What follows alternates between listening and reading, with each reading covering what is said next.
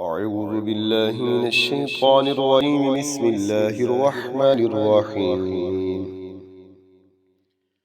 إن الذين آمنوا والذين هادوا والنصارى والصابئين من آمن بالله واليوم الآخر وعمل صالحا فلهم أجرهم عند ربهم ولا خوف عليهم ولا هم يحزنون. وإذ أخذنا ميثاقكم ورفعنا فوقكم الطور خذوا ما آتيناكم بقوة واذكروا ما فيه لعلكم تتقون.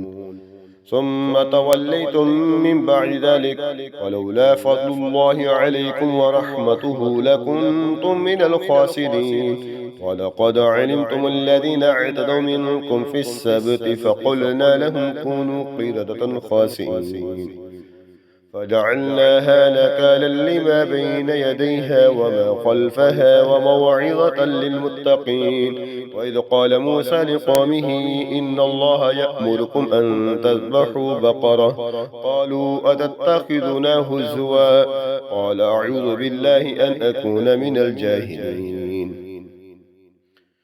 قال ادع لنا ربك يبين لنا ما هي قال إنه يقول إنها بقرة لا فارد ولا بكر عوان بين ذلك ففعلوا ما تؤمرون. قال ادع لنا ربك يبين لنا ما لونها قال إنه يقول إنها بقرة صفراء فاكع لونها تسر الناظرين.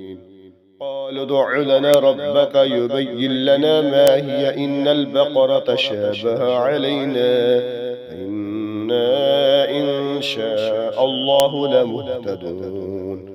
قال إنه يقول إنها بقرة لا ذلول تثير الأرض ولا تسقي الحرث مسلمة لا شية فيها. قالوا الآن جئت بالحق فذبحوها وما كادوا يفعلون.